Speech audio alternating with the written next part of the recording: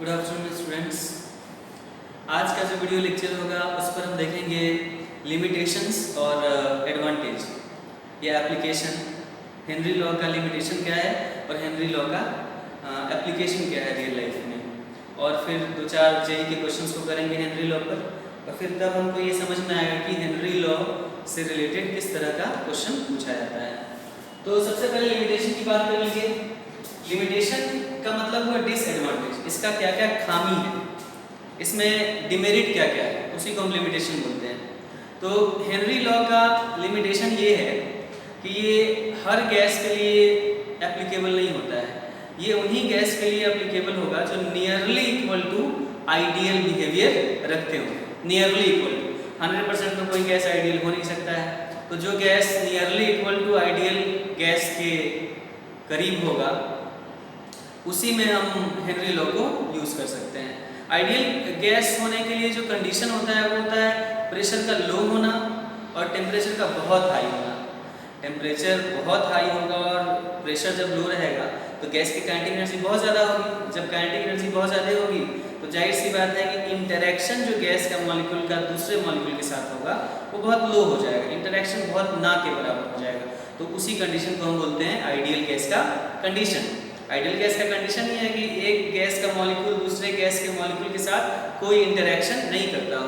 तो ये जनरली आ सकता है जब हम प्रेशर को लो करें और टेम्परेचर को बहुत हाई करें। गैसेस मॉलिक्यूल इतने ज़्यादा एनर्जेटिक हो जाएं कि उनका आपस में कोई इंटरेक्शन ही नहीं हो। तो मतलब लिमिटेशन इसका ये है कि Henry law is applicable.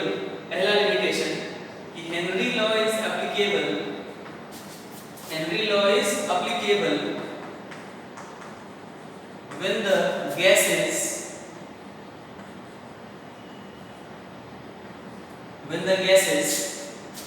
exhibit ideal gas character,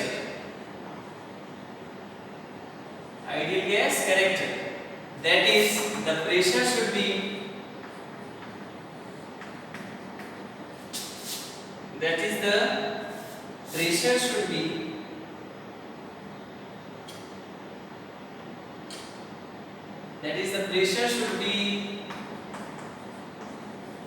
low and temperature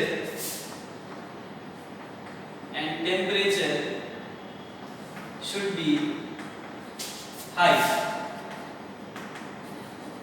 पहला कैरेक्टर तो ये मतलब पहला डिसएडवांटेज, ये सारे गैसेस के लिए एप्लीकेबल नहीं होगा, केवल उन्हीं गैसेस के लिए एप्लीकेबल होगा जो थोड़ा बहुत आइडियल कैरेक्टर के नजदीक हो।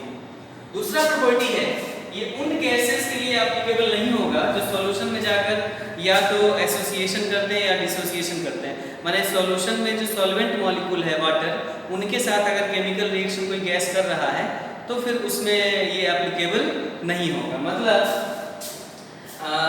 the gases which undergo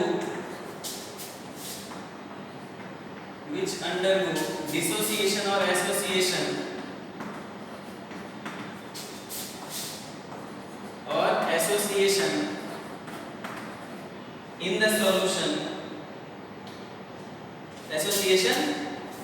in the solution, do not holds Henry law good। मतलब हेनरी लॉ को ये अच्छे से ओबे नहीं करता। एग्जाम्पल के तौर पर अगर आप देखें पहला एग्जाम्पल, तो पहला एग्जाम्पल है मान लीजिए NH3 गैस है। इसको जब आप वाटर में डिसॉल्व करोगे तो वाटर में जब ये डिसॉल्व होगा तो क्या बना देगा, ये बना देगा सोडियम, ये बना देगा अमोनियम हाइड्रोक्साइड। क्या बना देगा, अमोनियम हाइड्रोक्साइड। मतलब एमोनिया वाटर के साथ रिएक्शन करके, सॉल्वेंट के साथ रिएक्शन करके, कंबाइन करके क्या बना दिया, ammonium hydroxide. This is ammonium hydroxide, this is ammonium hydroxide. तो ये तो एसोसिएशन हो गया। दूसरा एग्जांपल कि मान लीजिए कोई आप गैस लेते हैं जैसे HCl दोनों रूप में एग्जिस्ट करता है, गैस के रूप में भी और लिक्विड के रूप में भी। तो जब HCl गैस के रूप में है और उसको आप डिसॉल्व करा रहे हो वाटर में तो ये तुरंत टूट जाएगा H प्लस के रूप में और OH माइनस के रूप में, H प्लस के रूप में और Cl माइनस के रूप में, मतलब ये डिसोसिएट कर जाएगा। तो यहाँ डिसोसिएशन हुआ, तो डिसोसिएशन हुआ तो हम बोलेंगे कि अमोनिया गैस और HCl गैस जब पानी में डिसॉल्व करेगा तो हेनरी लॉ इसमें अप्लाई नहीं होगा। मतलब when ammonia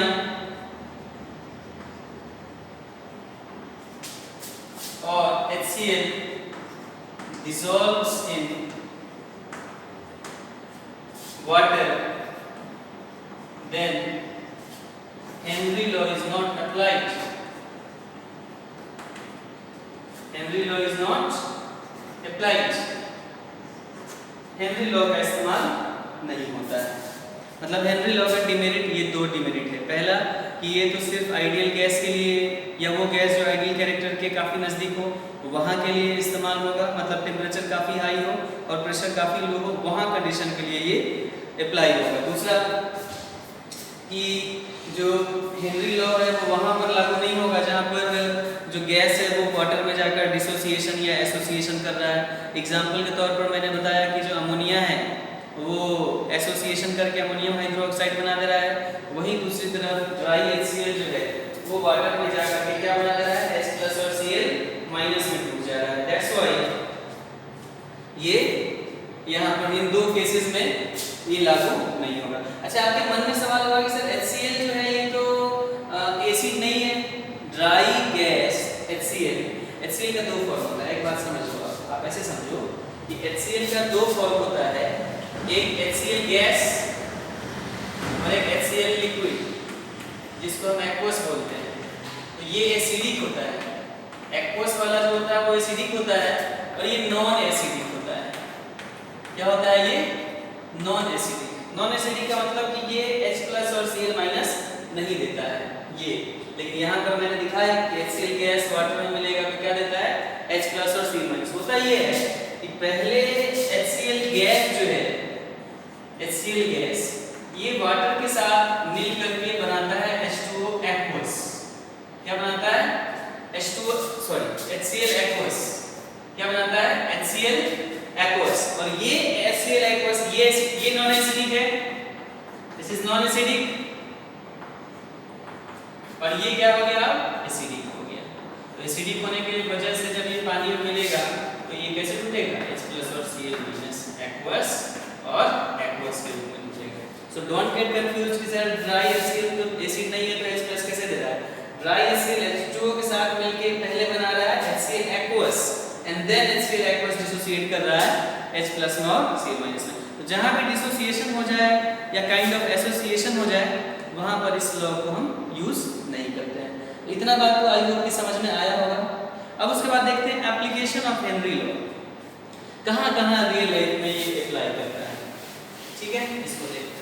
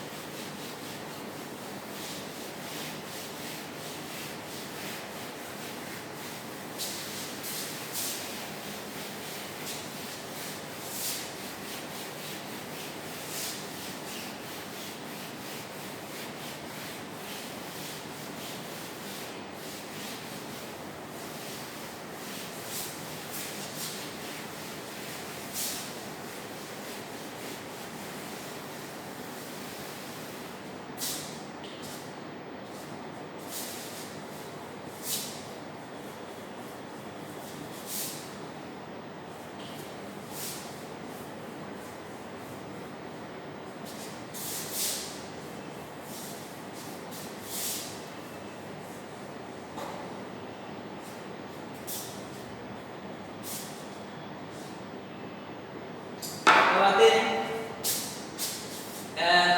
application of Henry law.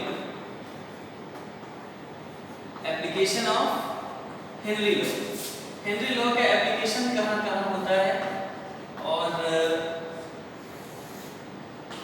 कैसे होता है। तो एप्लीकेशन बहुत सारा, जैसे पहला जो एप्लीकेशन है इन packaging of in packaging of soft drinks. Soft drink containing CO2, ठीक है। हाँ, तो हम ये बता रहे थे कि इन packaging of soft drink containing CO2 होता ये है कि कोई भी ड्रिंक जिसमें CO2 होता है, जैसे शैंपेन हो गया या फिर कोल्ड ड्रिंक्स हो गया या फिर बियर हो गया, कोई भी सॉफ्ट ड्रिंक्स जो है इसमें CO2 होता है प्रेजेंट। तो होता क्या है कि जो बॉटल होता है, इस बॉटल के अंदर CO2 को हाई प्रेशर पर भरा जाता है। मतलब CO2 is filled at high pressure. क्यों हाई प्रेशर पर भरा जाता है? क्योंकि आप पढ़े हैं हेनरी लॉ में, इन हेनरी लॉ हमने पढ़ा है कि जो सॉल्युबिलिटी है directly proportional to pressure, directly proportional to pressure है। मतलब जितना ज्यादा एक्सटर्नल प्रेशर आप अप्लाई करोगे उतना ज्यादा सॉल्युबिलिटी बढ़ेगा, और उतना ज्यादा जब सॉल्युबिलिटी बढ़ेगा तो इसका जो पार्शियल प्रेशर है वो भी उतना ही ज्यादा होगा। बात को समझिए, ये दोनों दो चीज है। एक्सटर्नल प्रेशर पर आपने बढ़ा करके गैस को फिल किया तो सॉल्युबिलिटी बढ़ेगा, और सॉल्युबिलिटी जब बढ़ेगा, जब इसमें CO2 बहुत ज्यादा आ गया, जब CO2 बहुत ज्यादा डिसॉल्व हो गया तो CO2 का पार्शियल प्रेशर इसके अंदर जो होगा वो भी तो बढ़ेगा। तो हेनरी लॉ दोनों है, इस solubility directly proportional to partial pressure, या ऐसे कर लीजिए कि partial pressure directly proportional to solubility. तो P बराबर क्या लिखते हैं हम, KH * X, ऐसा करके लिखते हैं। या फिर इस तरीके से भी आप लिख सकते हैं कि solubility directly proportional to external pressure, और एक्सटर्नल प्रेशर जितना ज्यादा होगा गैस के मॉलिक्यूल्स उतने ही ज्यादा सॉल्युबल होंगे। तो CO2 को जो भरा जाता है, इस CO2 को हाई प्रेशर पर भरा जाता है ताकि इसका सॉल्युबिलिटी इनके अंदर, बॉटल के अंदर बहुत ज्यादा हो। ज्यादा से ज्यादा CO2 घुला रहे तो ज्यादा से ज्यादा जो खट्टा वाला फीलिंग होता है, क्योंकि CO2 जाकर के अंदर वाटर के साथ मिल करके क्या बना देता है, ये बना देता है कार्बोनिक एसिड H2CO3। हालांकि ये वीक एसिड होता है, इसलिए पुनः ये डिसोसिएट करके CO2 और H2O में बदल जाता है।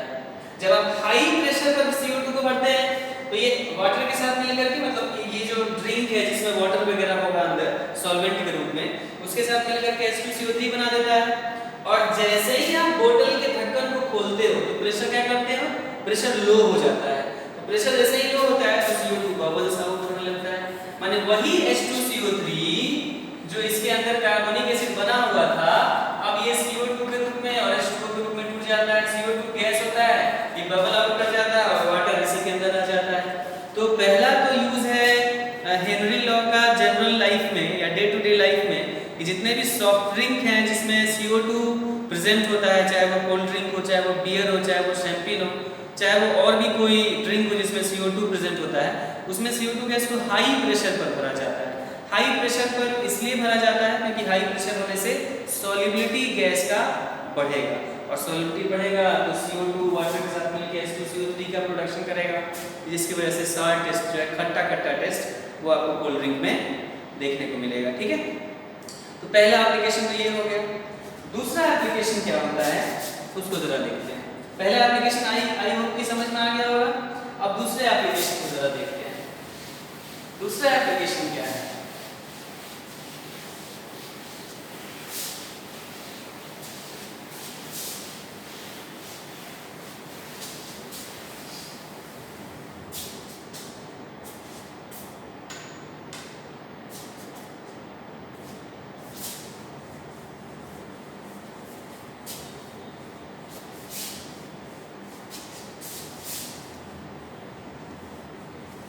दूसरा एप्लीकेशन है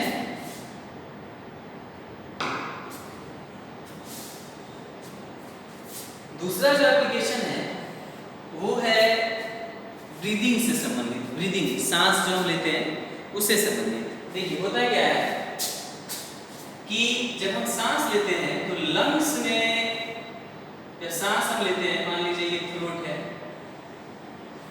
ये आदमी का मुंह है, ये थ्रोट है। जब हम सांस लेते हैं तो लंग्स में ये ऑक्सीजन जाता है और लंग्स में प्रेशर क्या होता है, हाई होता है।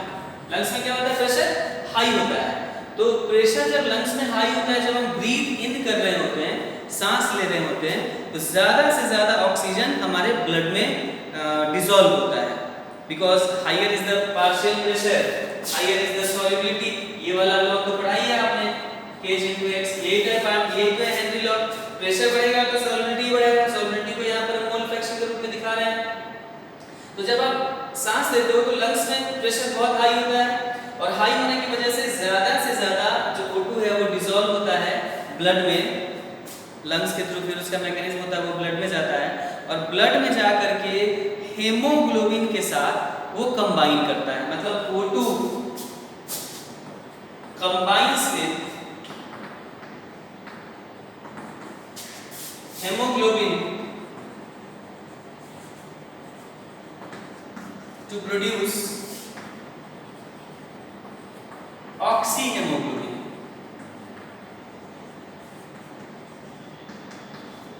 मतलब जो सांस हम लिए तो हाई प्रेशर लंग्स में है, जिसकी वजह से ज्यादा ऑक्सीजन घुलेगा ब्लड में, लंग्स के थ्रू फिर ब्लड में जाएगा।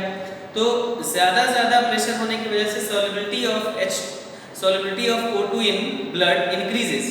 और ये solubility बढ़ने से क्या होगा, जैसे जैसे ऑक्सीजन ब्लड में जाएगा वो ब्लड में उपस्थित हेमोग्लोबिन से कंबाइन करके ऑक्सी हेमोग्लोबिन बनाएगा।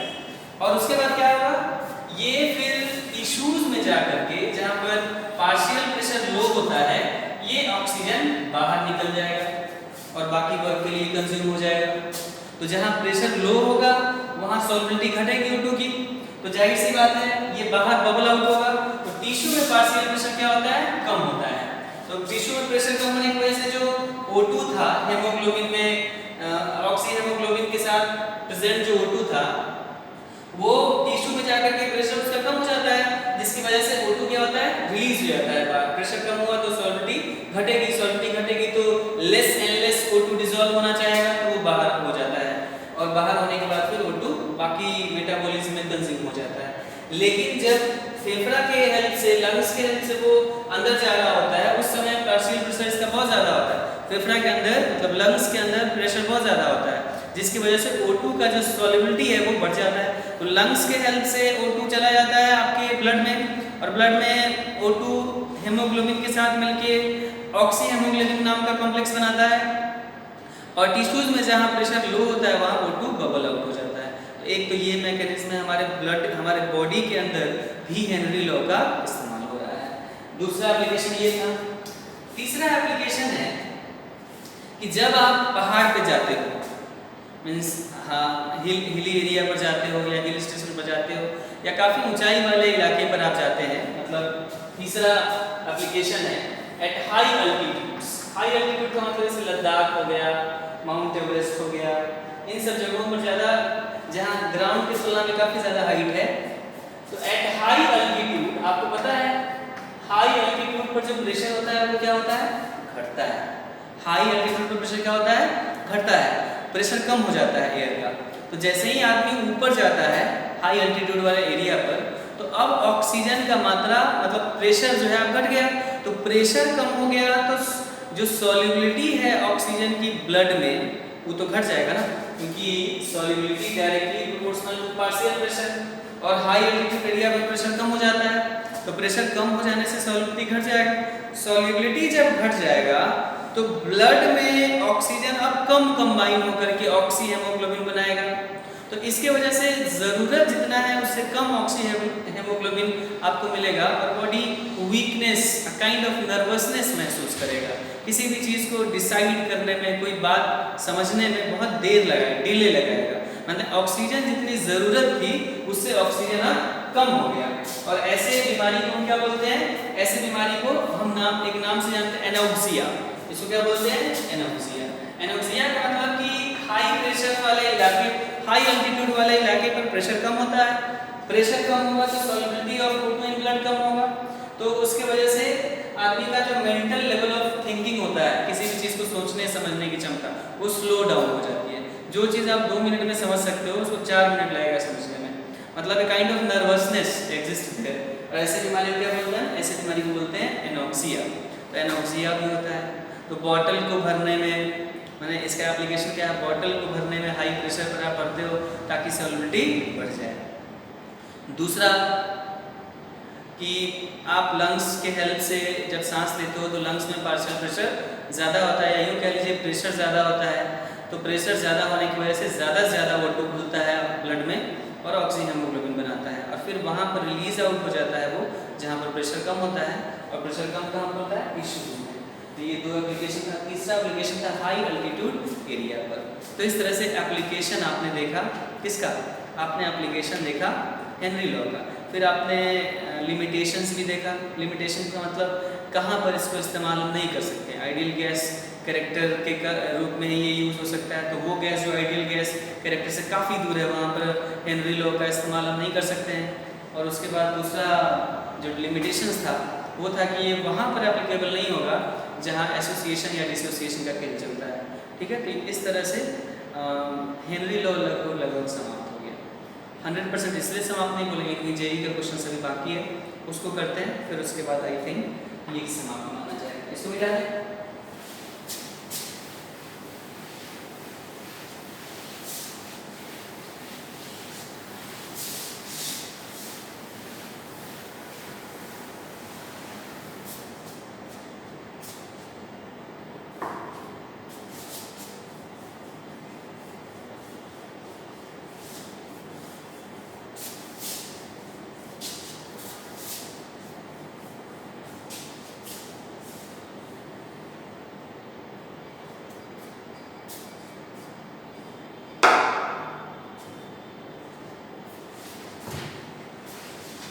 क्वेश्चन है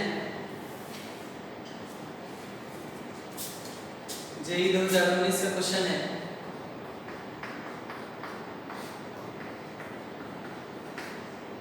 पहला क्वेश्चन है, which of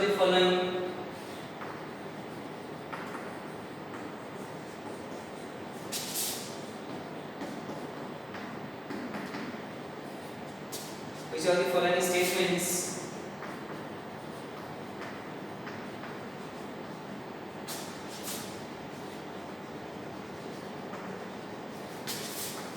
regarding Henry law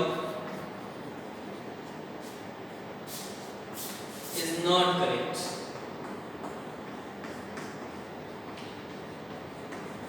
Is not correct। पहला है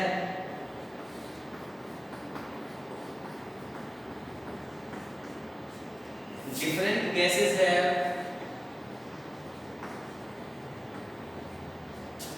different gauge।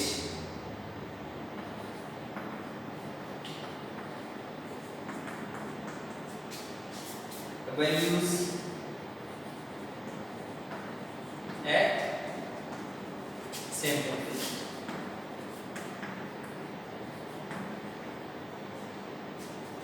दूसरा है higher the value of kH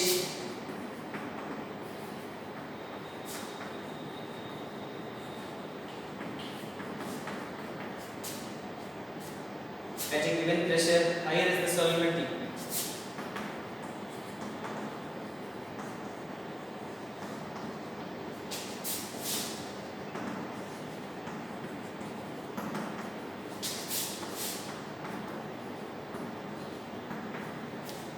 Higher is the solubility of the gas in the liquids।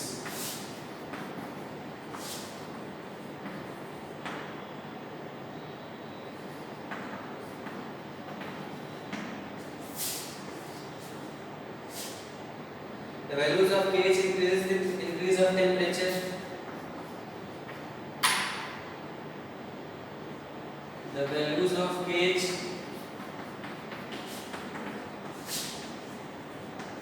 increases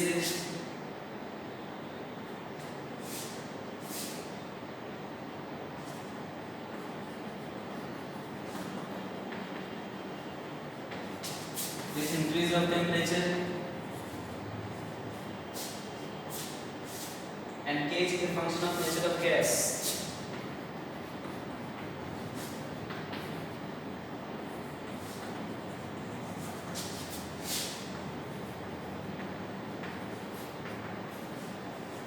nature of gas.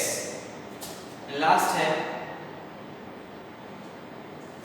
D, the partial pressure of the gas in the vapor phase, directly कह रहे हैं partial pressure of the gas in vapor phase is directly proportional to solubility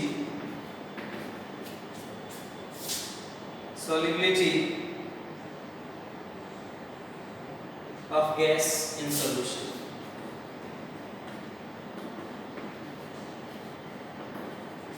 in solution ये मतलब basically देखा जाए तो theoretical question है, और ये क्वेश्चन रिलेटेड किससे है? तो ये क्वेश्चन रिलेटेड है KH के प्रॉपर्टीज से। KH के प्रॉपर्टीज से। KH का प्रॉपर्टी क्या क्या था? अगर आप देखें तो मैंने बताया था कि KH का वैल्यू जो है वो function of nature of gas है, मतलब गैस बदल जाएगा तो KH का वैल्यू बदल जाएगा, अगर टेम्परेचर बदल जाएगा तब भी KH बदल जाएगा। माने आप ये समझ लो पहला कि टेम्परेचर को कांस्टेंट रख दो, मतलब टेम्परेचर को फिक्स कर दो और डिफरेंट गैसेस लो, तो गैस का नेचर बदल जाने से KH का वैल्यू बदलेगा। माने टेम्परेचर कांस्टेंट है, गैसेस डिफरेंट है, फिर भी KH का वैल्यू डिफरेंट आएगा। या तो आप ऐसा करो गैस को कांस्टेंट कर दो, कोई एक गैस ले लो, या टेम्परेचर बदलने लगा वहां पर। दो केस है, एक टेम्परेचर आपने कांस्टेंट कर दिया, टेम्परेचर को क्या कर दिया? कांस्टेंट कर दिया, और गैसेस लिया जैसे SO2, Cl2, O3, O2, O3, इन सब के लिए टेम्परेचर कांस्टेंट कर दिया, सेम टेम्परेचर पर सबको ला रहे हैं, तो देखिए कि सबका KH का वैल्यू क्या होगा? डिफरेंट। इसका KH1 होगा, इसका KH2 होगा, इसका KH3 होगा और इसका KH4। मतलब सेम टेम्परेचर पर गैसेस अगर अलग-अलग आप लें तो जो KH का वैल्यू होगा वो डिफरेंट होगा। या ऐसा कर सकते हैं कि गैस को ही आपने फिक्स कर दिया, जैसे मान लीजिए हमने O2 ले लिया और टेम्परेचर अलग-अलग किया T1, T2, T3, तो टेम्परेचर बदल जाने से भी KH का वैल्यू क्या होता है? बदल जाता है। माने ये दो बातें एकदम आपको बेसिक बात है। तो पहला कहा different gases have different KH values at same temperature, बिल्कुल सही है। ये भी हो सकता है, या ऐसा भी हो सकता है कि same guys have different KH at different temperature. इसका मतलब ये तो सही बात है। यहाँ आपको खोजना है कौन सही नहीं है, which is not correct। तो ये तो करेक्ट है। दूसरा है higher is the value of KH at given temperature. अच्छा हाँ, एक बार बताओ, जब आपने टेम्परेचर बढ़ाया तो KH भी क्या होगा? बढ़ेगा। टेम्परेचर बढ़ने के साथ साथ KH क्या होता है? बढ़ जाता है। Rise in temperature leads to increment in KH value. मतलब आप टेम्परेचर बढ़ाओगे तो KH भी क्या होगा? बढ़ेगा। और KH के बढ़ने से आप बता दो हमको सॉल्युबिलिटी बढ़ेगा कि घटेगा? यही से देख लो ना, सॉल्युबिलिटी को x से रिप्रेजेंट कर रहे हैं मोल फ्रैक्शन के रूप में। ये है हेनरी लॉ का एक्सप्रेशन। तो आप x बराबर देख रहे हैं P बटा KH, P को कांस्टेंट कर दिया जाए सेम प्रेशर पर। KH अगर बढ़ा दीजिएगा तो KH बढ़ जाएगा तो सॉल्युबिलिटी क्या होगा? घट जाएगा। मतलब ऐसे भी सोचो ना कि टेम्परेचर हाई होता है तो KH हाई होता है, और जब टेम्परेचर हाई होता है तो गैस तो बबल उठने लगता है ना, निकल के भागने लगता है गैस सॉल्वेंट में से, सॉल्यूशन में से निकल के गैस भागने लगता है। मैंने टेम्परेचर हाई करिएगा तो सॉल्युबिलिटी बढ़ेगा कि घटेगा? घटेगा। और टेम्परेचर जब हाई करिएगा तो KH भी बढ़ेगा। टेम्परेचर हाई करने से सॉल्युबिलिटी घटा, मैंने KH के बढ़ने से भी सॉल्युबिलिटी घटा। नहीं तो इसे नहीं समझना चाहते हैं तो ऐसे समझ लो आप कि ये हेनरी लॉ है, इसमें x बराबर P बटा KH है, डिनोमिनेटर बढ़ेगा माने KH बढ़ेगा तो x घटेगा। So with rise in KH value generally it might be possible due to increment in temperature. Temperature बढ़ा होगा तो KH बढ़ा होगा, और KH जब बढ़ गया तो सॉल्युबिलिटी घट गया, तो सॉल्युबिलिटी लो होगा। सेकंड ऑप्शन कह रहा है higher the value of KH at a given pressure, higher is the solubility, तो गलत बात है। लोअर इज द सॉल्युबिलिटी होना चाहिए था, और यहाँ कह रहा है हायर इज द सॉल्युबिलिटी। इसका मतलब ये इनकरेक्ट है। ये ऑप्शन कैसा है? इनकरेक्ट। ये वाला ऑप्शन कैसा है? करेक्ट। उसके बाद the values of KH increases with increase in temperature, सही बात है। And KH is a function of nature of gas, ये भी सही बात है। उसके बाद कह रहा है पार्शियल प्रेशर जो है solidity of gas in solution के, ये तो हेनरी लॉ, ये वाला P directly proportional to x, तो P बराबर KH into x। इसका मतलब ये भी सही है, ये भी सही है और पहला भी सही है। तो इनकरेक्ट ऑप्शन जो है वो कौन सा है? इनकरेक्ट ऑप्शन है आपका B। मतलब B is the answer, B is the answer, मतलब B is incorrect option, B is incorrect option. तो इस तरह से आप कर सकते हैं। आई होप ये सवाल आपको समझ में आया होगा। नेक्स्ट क्वेश्चन की ओर बढ़ते हैं, देखते हैं नेक्स्ट क्वेश्चन।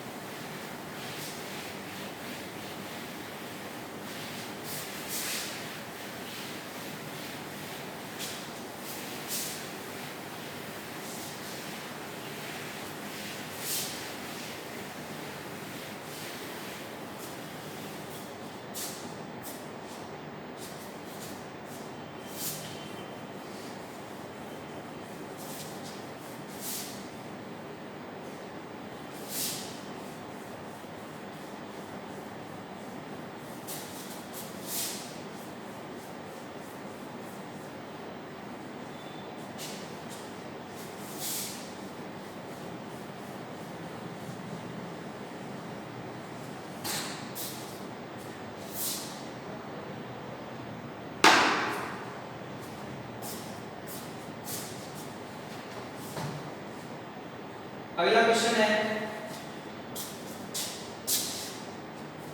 अगला क्वेश्चन है, ये भी जेई का क्वेश्चन है।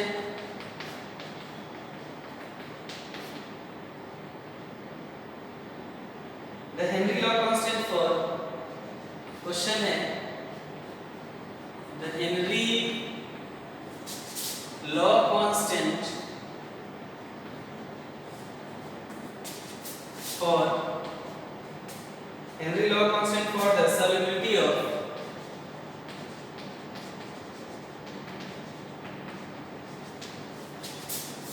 N2 in air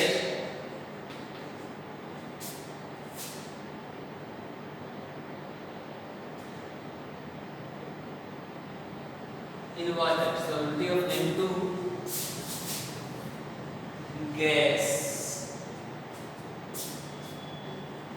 in water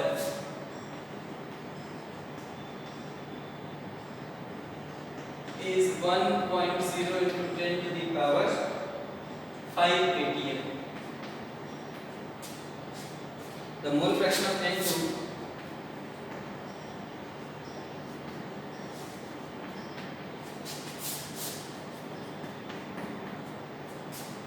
mole fraction of N2 in air is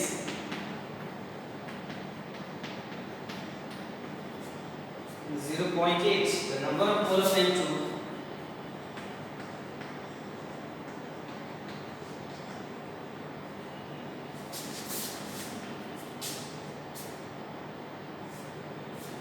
from air dissolved in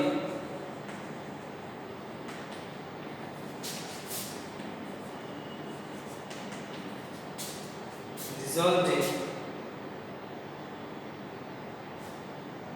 10 moles of water,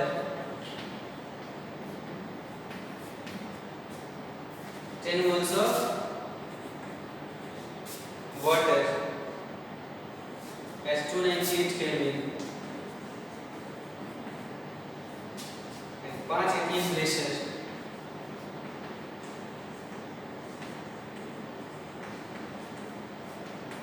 is, पहला ऑप्शन है 4 into 10 to the power -4, दूसरा ऑप्शन है 4 into 10 to the power -5 और तीसरा option है 5 into 10 to the power -4 and D है 4.0 into 10 to the power -6। ये option दे रखा है, आप क्वेश्चन को ध्यान से देखिए। क्वेश्चन में है कि हेनरी लॉ कांस्टेंट दिया हुआ है, जब वाटर में N2 घुलता है तो उसका वो दिया हुआ है। आप ऐसा करो ना कि ये वाटर है, सॉल्यूशन देखो कैसे बनाएंगे। वाटर है, इस वाटर में कौन घुल रहा है? N2 गैस घुल रहा है। और वाटर में जब घुल रहा है तो केज का वैल्यू कितना दिया हुआ है? 1.0 into 10 to the power 5, माने सीधे 10 to the power 5 लिख दो। The mole fraction of N2 in air, air में मोल फ्रैक्शन कितना है? एयर में मोल फ्रैक्शन है, मोल fraction of N2 in air, ये है 0.8, ये है 0.8। वाटर में नहीं, वाटर में N2 डिसॉल्व किया तो उसका मोल फ्रैक्शन कुछ और होगा। हम जो है क्वेश्चन में कह रहा है कि N2 वाटर में घुल रहा है, दिस इज वाटर, वाटर में N2 डिसॉल्व हो रहा है, तो वाटर में कुछ ना कुछ अमाउंट हो सकता है, 3 मोल हो N2 का और 10 मोल हो वाटर का, टोटल 13 मोल हुआ। तो N2 का मोल फ्रैक्शन कितना हो जाएगा वाटर के अंदर? 3/13, 10 3 13 हुआ ना, 3/13। उस तरह से वाटर का मोल फ्रैक्शन सॉल्यूशन के अंदर कितना हो जाएगा? 10/13। लेकिन ये क्वेश्चन में कह रहा है कि मोल fraction of N2 in air, माने एयर में तो N2 भी है O2 भी है ना भाई, सब है, तो एयर में इसका मोल फ्रैक्शन कितना दिया हुआ है? और क्या क्या जानकारी दिया है? और जानकारी ये दिया है कि वाटर का कितना मोल्स है, माने moles of water 10 mole. Total pressure कितना दिया है भाई? Total pressure 5 atm। Pressure total कितना दिया है? मतलब ये जो N2 डिसॉल्व हो रहा है कितने atm पर? 5 atm पर डिसॉल्व हो रहा है, टोटल प्रेशर 5 atm। तो सबसे पहले आप ये पता लगा लो कि इसके अंदर जब N2 जाएगा तो पार्शियल प्रेशर कितना होगा? पार्शियल प्रेशर, तो partial pressure of N2 this is equal to mole fraction of N2 into total pressure. तो आप ये बता दो मोल फ्रैक्शन कितना है? मोल फ्रैक्शन यहाँ पर दिया हुआ है आपको एयर में दिया हुआ है कितना? 0.8। टोटल प्रेशर कितना है? इतना, मतलब 4। पार्शियल प्रेशर ऑफ N2 कितना हो गया? 4। पार्शियल प्रेशर N2 क्या हो गया? 4। माने सॉल्यूशन के अंदर जब N2 घुसेगा तो कितना पार्शियल प्रेशर रखेगा? 4 atm या 4 बार, जो भी atm है तो atm में लिखेंगे, 4 atm का पार्शियल प्रेशर रखेगा। जब N2 वाटर के अंदर जाएगा तब पार्शियल प्रेशर निकाल लिए। अब इनसाइड वाटर, ध्यान देना है, इनसाइड वाटर या ये कह लीजिए कि इनसाइड सॉल्यूशन, जो हेनरी लॉ हम इस्तेमाल करेंगे वो क्या होगा? Partial pressure this is equal to केज into mole fraction of N2। Partial pressure of N2 4 है और केज कितना है? 10 टू द पावर कितना है भाई? 10 टू द पावर, केज का वैल्यू कितना दिया हुआ है? 10 टू द पावर 5 दिया हुआ है। केज का वैल्यू कितना दिया है? 5। मोल fraction of N2 inside solution कितना होगा? तो मोल fraction of N2 inside solution हो जाएगा 4/10 टू द पावर 5, मतलब 4 into 10 टू द पावर -5। अब ये मोल फ्रैक्शन N2 का क्या हो जाएगा? Mole of N2 divided by total moles, और ये कितना हो जाएगा? 4 into 10 टू द पावर -5। अब ये बता दो ये किसके बराबर है? Mole of N2 plus mole of water कितना के बराबर है? 10। ये है 4 into 10 टू द पावर -5। इसको नियरली इक्वल टू 10 ही मान लो ना इसको, क्योंकि N2 तो बहुत कम ही डिसॉल्व किया है ना, मान लो, या पूरा लेके भी कैलकुलेट कर सकते हो, हम सीधे मान लेते हैं। मोल ऑफ N2 बराबर कितना हो गया? 10 बराबर 4 into 10 टू द पावर -10। तो मोल ऑफ N2 बराबर क्या हो गया? 4 into 10 टू द पावर -4। यहाँ हमने माना है कि mole of N2 n plus 10 nearly equal to 10, and a slight amount of N2 is dissolved inside water so that its mole can be neglected। तो इस तरह से जो मोल आया N2 का, जो वाटर में डिसॉल्व हो गया, मतलब जो वाटर में घुल करके सॉल्यूशन बना रहा है, वो कितना आया? वो आया 4 into 10 to the power -4। मैंने आपसे पूछा था number of mole of N2 from air dissolved in 10 mole of water, तो कितना वही तो है 4 into 10 to the power minus, मतलब आंसर विल बी ए। तो इस तरीके से आप क्वेश्चंस को कर सकते हैं। तो यहाँ पर आकर हेनरी लॉ कंप्लीट ढंग से समाप्त हुआ। मैंने हेनरी लॉ पर आपको 3 वीडियो लेक्चर दिए जिसमें बताया हेनरी लॉ क्या है, हेनरी लॉ से रिलेटेड न्यूमेरिकल्स नॉर्मल कैसे बनेंगे। उसके बाद फिर मैंने बताया हेनरी लॉ का जो डिमेरिट्स है और एप्लीकेशन है वो कैसे बनेगा। फिर मैंने बताया आपको उसी में जेई की प्रॉब्लम्स को कैसे करते हैं। तो आई होप इतना पर खत्म हो गया हेनरी लॉ। अब इसके बाद हम बात करेंगे नेक्स्ट वीडियो में, वो होगा वेपर प्रेशर, रॉल्ड्स लॉ एंड तमाम चीज़ें उसमें हमको देखनी है। ठीक है, ये बात हम अगले वीडियो लेक्चर में करेंगे। तब तक के लिए ओके, बाय बाय, टाटा।